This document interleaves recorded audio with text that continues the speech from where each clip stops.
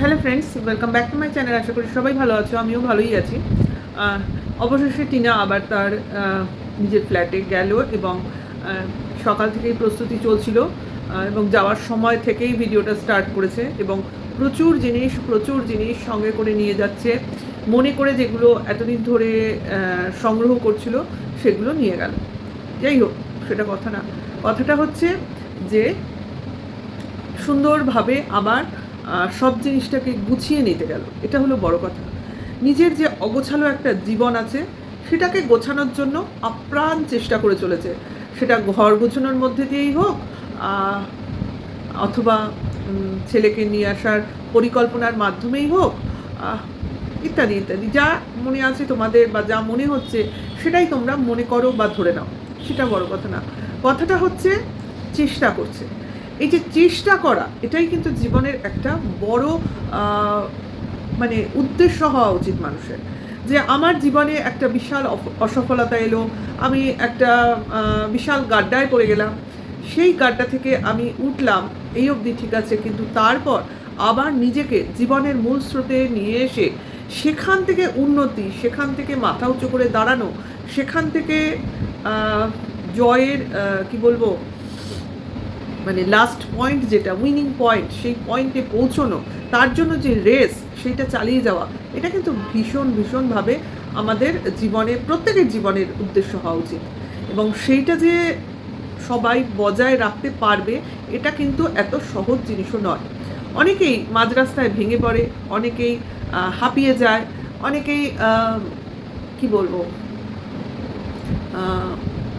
দেখো না হার্ডেল রেসে কেউ পড়ে যাচ্ছে, কেউ অজ্ঞান হয়ে যাচ্ছে, কেউ পায়ের আঘাত লাগছে, দৌড়তে পারছে না, মানে নানান অবস্ট্যাকলস এগুলো এসেই যায়। সে রেসেই বলো, মানে খেলার রেসেই বলো বা জীবনের রেসেই বলো, এগুলো তো আসবেই। এবার সেই অবস্ট্যাকলসগুলো অতিক্রম করে চলাটাই হলো রেসও আবার জীবনও।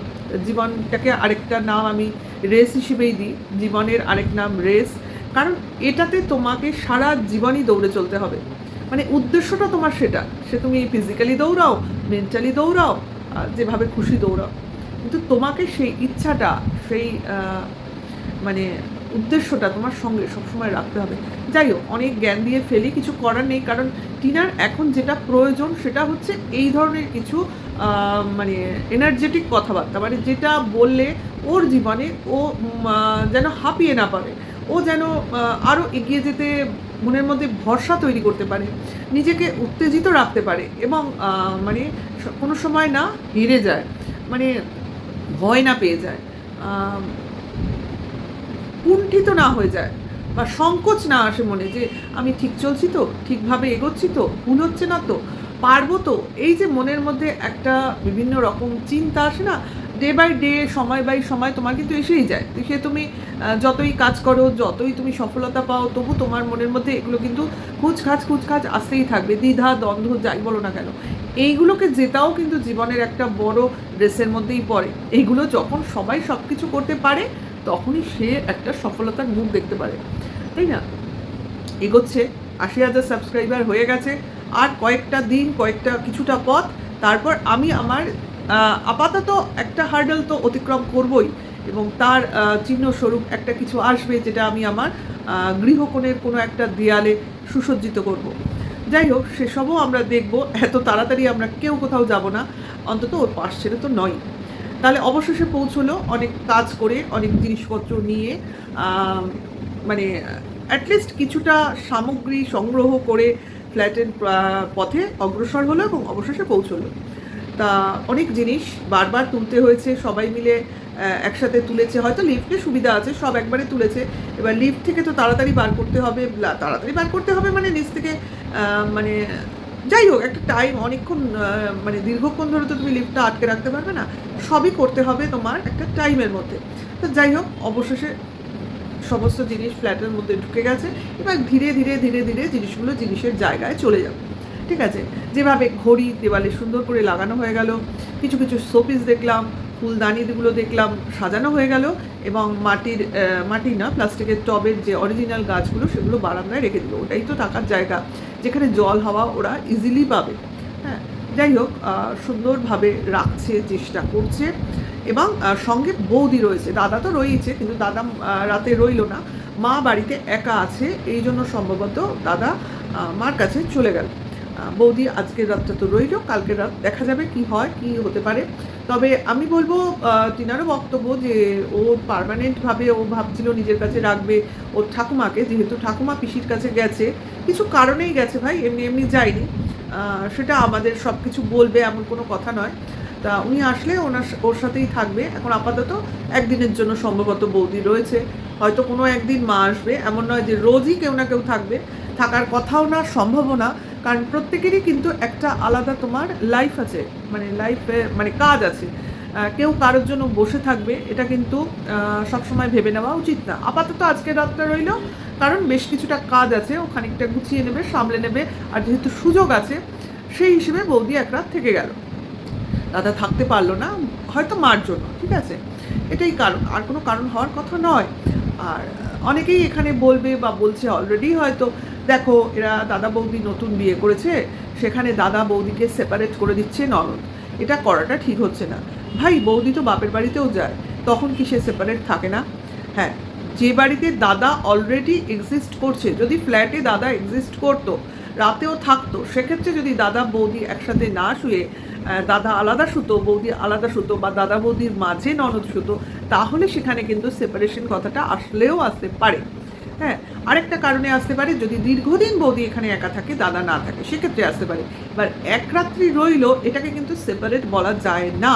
বৌদি কিন্তু মাঝে মধ্যেই বাপের বাড়িতে যায়, সেখানে থাকে, তাহলে সেখানেও কি তার বাপের বাড়ির লোকজন তার মেয়ে জামাইকে সেপারেশনে রেখেছে? এটাই বলা হবে? অদ্ভুত অদ্ভুত কিছু যুক্তি কিছু লোক শুরুতেই বলে। কিছুদিন তো দেখো দেখো কি হয়। যে মেয়েটা নিজে ভুক্তভোগী, সে নিশ্চয়ই তার নিজের বৌদিকে বা দাদাকে সেই একই কষ্টে ভোগাবে না, ঠিক কি না? হ্যাঁ, তাহলে তো সে নিজের বাপের বাড়িতে যখন ছিল, সে তো নিজেও গিয়ে দাদা বৌদির মাঝে শুতে পারতো। শুয়েছে কি? কখনো কিন্তু শোয়নি। সে আলাদা সেপারেট ঘরেই শুয়েছে।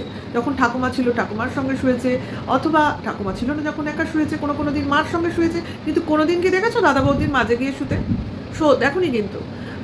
দাদা হয়তো পুজো করতে গেছে, অনেক রাতে ফিরেছে, বা কোনো বিয়েবাড়ির ডিউটি ছিল, সেক্ষেত্রে অনেক রাত হবে ফিরতে, তখন কিন্তু এই বৌদিকে পাহারা দিয়েছে কিন্তু এই ননদই।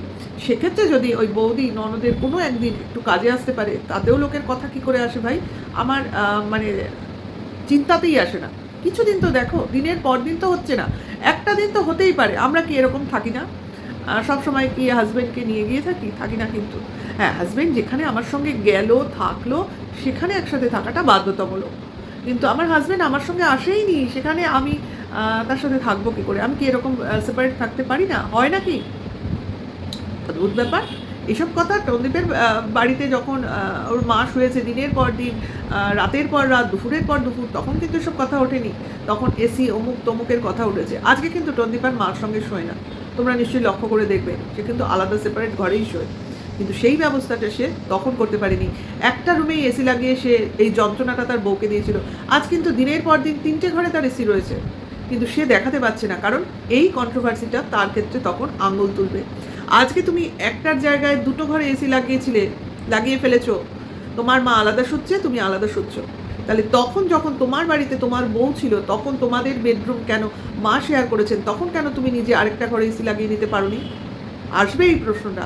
তার জন্যই কিন্তু এই এসি দর্শকদের সামনে আসছে না, বুঝেছো? কারণ টন্দীপ তো বোঝাতে পারবে না ভাই, এই যে এসিগুলো, আগের এসিটা আমি পয়সা খরচ করে কিনেছি, মানে রেভিনিউয়ের পয়সায়, কিন্তু এই যে পরের এসিগুলো এসছে, সেগুলো তো আমার রেভিনিউ, নিজের অর্জনের রেভিনিউ থেকে আসেনি, কোনো ভিউয়ার্সের দাক্ষিণে এসছে, সেটা তো বোঝাতে পারবে না। তার জন্যই ও দেখাতে ভয় পাচ্ছে। ওর কিন্তু মনে প্রাণে খুব ভয়, এই ভীতু স্বভাবের জন্যই কিন্তু অনেক জায়গায় আটকে যায়। হ্যাঁ, ওর দিদিও বলছিল ওর ভীতু স্বভাবের কথা, কিন্তু এই দিদিরা মিলে ওকে সাহসী বানাতে পারছে না। কেন বানাতে পারছে না? কারণ ওর পদে পদে ভয়, পায়ে পায়ে বিপদ, মাথায় খাড়া ঝুলছে, কি হয়। যাই হোক, টিনার বক্তব্যে আসছি। সন্দীপের ভিডিও যখন করব, তার অবশ্যই তাকে নিয়ে কন্ট্রোভার্সির সময় সমস্ত কথাই আসবে, কিছু যেটা ওর ব্লগিংয়ের সঙ্গে সম্পর্কিত, সেসব কথা তো বলবোই। টিনার ভিডিওতেই চলে আসি। এমার্জেন্সি লাইটগুলো নিয়ে এসছে, ভারী ভালো, আমাদেরও ছিল, কিন্তু এগুলো মনে হয় বেশি দিন যায় না, চেঞ্জ করতে হয়। 1 বছরের নামে নিশ্চিন্ত এখন। যাই হোক, সেটা কথা না, কথাটা হচ্ছে লাগিয়েছে, খুব ভালো হয়েছে। হট করে লোডশেডিং হলে ওকে আর সেই আতঙ্কের সম্মুখীন হতে হবে না। তা দুপুরে তো কেনা বিরিয়ানিতে হয়ে গেছে, বিকেলে কি করবে, ডিমের ঝোল আর পরোটা রান্না করে নিল, আর মার খিচুড়ি দেওয়া ছিল সঙ্গে করে, সেটা শেয়ার করে খেয়ে নিল।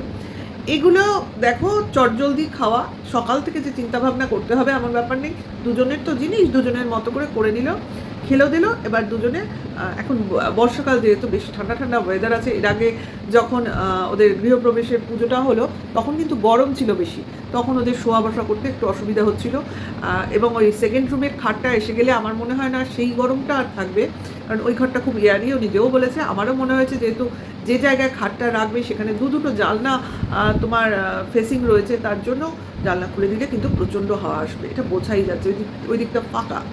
যাই হোক, আপাতত রাত্রে তো খাওয়া দাওয়া করে শুয়ে পড়লো, এখানে তো কোনো সমস্যা নেই।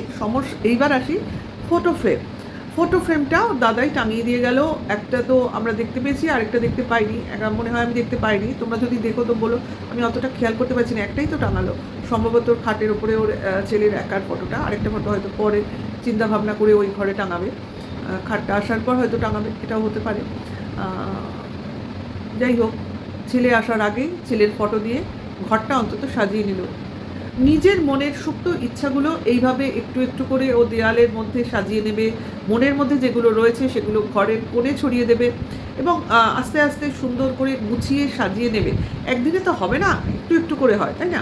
কারণ এখনও কিছু ফার্নিচার সম্ভবত ওর আসার আছে, আস্তে ধীরে আসবে, এবং আসবে বলেই হয়তো তাড়াতাড়ি করে ফ্ল্যাটে চলে এলো, কারণ ওই খাট আসতে তখন বলেছিল দিন 10-15 দেরি আছে, হয়তো সেই সময়টা আস্তে আস্তে চলে এসেছে। আস্তে আস্তে তোমার আরও অনেক কিছু সাজাবে, অনেক প্যাকেট তো দেখলাম, সেই প্যাকেটগুলোও আস্তে আস্তে খুলবে এবং জায়গায় জায়গায় ডেকোরেশন করবে। অপেক্ষা থাকবো এবং দেখতে থাকবো একটা মায়ের কি করুণ আকুতি, তার ফ্ল্যাটটাকে সুন্দর সাজিয়ে তার ছেলেকে নিয়ে এসে সুন্দরভাবে ভবিষ্যৎটাকে কাটাবার একটা যে প্রচেষ্টা ওর মনে রয়েছে, সেটা কিন্তু ফুটে ফুটে বেরোচ্ছে। এই ব্যাপারে আমার তো কোনো সন্দেহ নেই, আর কার কি আছে সে তারাই জানে।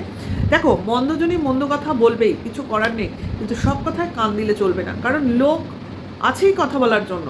তুমি ওদের কথা মতো চললেও বলবে দেখো আমার কথা মতো চলছে, তার মানে ভয় পেয়েছে। এবার তুমি ওদের বিপরীতে চললেই বলবে ও ভীষণ ঘাট তেরা, কথা শোনে না, তাই ও ওরকম করছে। মানে তুমি শাকের করার, যেদিকেই যাবে দুদিকেই ধার, কাজেই কোনো দিকে কোনো কান দিও না, চোখ দিও না, সামনে ফোকাস করো, এগিয়ে চলো। সামনের বাধাটা বাধা নয়, সাইডের বাধাগুলোই বাধা, ওইগুলোই কান দিলে তুমি দিকভ্রষ্ট হবে। ঠিক আছে, ভিডিওটা এখানেই শেষ করবো, বাড়াবো না। ভালো লাগলে লাইক কমেন্ট শেয়ার করবে, নেক্সট ভিডিও ওয়েট করবে অবশ্য করেই, আমার পাশে থাকবে। Tata, by.